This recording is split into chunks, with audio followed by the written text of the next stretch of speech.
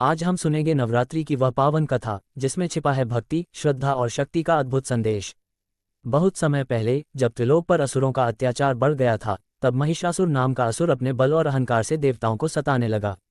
उसने कठोर तपस्या करके भगवान ब्रह्मा को प्रसन्न किया और वरदान मांगा, हे प्रभु, मेरी मृत्यु केवल स्त्री के हाथों से ही हो। महिषासुर को लगा कि स्त्रियां कोमल हृदय होती हैं, वे युद्ध नहीं कर सकती, इसलिए वह अमर हो जाएगा। वरदान मिलते ही महिषासुर का आतंक चारों ओर फैल गया। स्वर्गलोक, पृथ्वीलोक और पाताल, हर जगह वह अपने दुष्कर्मों से हाहाकार मचाने लगा। देवताओं ने जब इंद्रलोक खो दिया, तब वे विष्णु, महादेव और ब्रह्मा के पास पहुंचे और प्रार्थना की। तब तीनों देवों ने अपनी दिव्य शक्तियां एकत्र की। उस दिव्य तेज से मां दुर्गा का प्राकट्य हुआ। मां का स्वरूप अद्भुत और अनुपम था।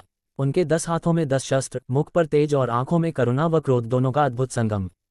सिंह पर आरूढ़ होकर मां ने देवताओं को आश्वस्त किया, अब अधर्म का अंत निश्चित है। फिर प्रारंभ हुआ 9 दिनों तक चलने वाला महायुद्ध। पहले दिन मां ने महिषासुर की सेना के दैत्यों का संहार किया। दूसरे दिन मां ने चंड मुंड जैसे राक्षसों को मार गिराया।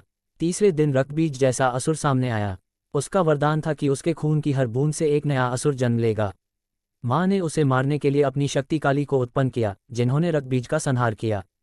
दिन प्रतिदिन युद्ध भयानक होता गया, लेकिन मां दुर्गा अडिग खड़ी रहीं।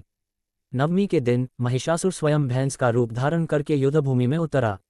मां ने भीषण संग्राम किया।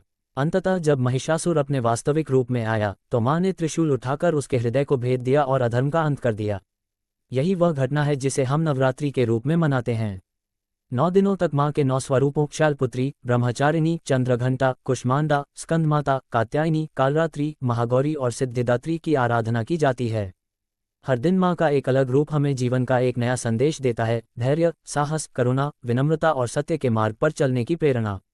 ये कथा हमें ये सिखाती है कि चाहे संकट कितना भी बड़ा हो, यदि हमारे भीतर श्रद्धा और विश्वास है, तो अधर्म और अन्याय का नाश निश्चित है।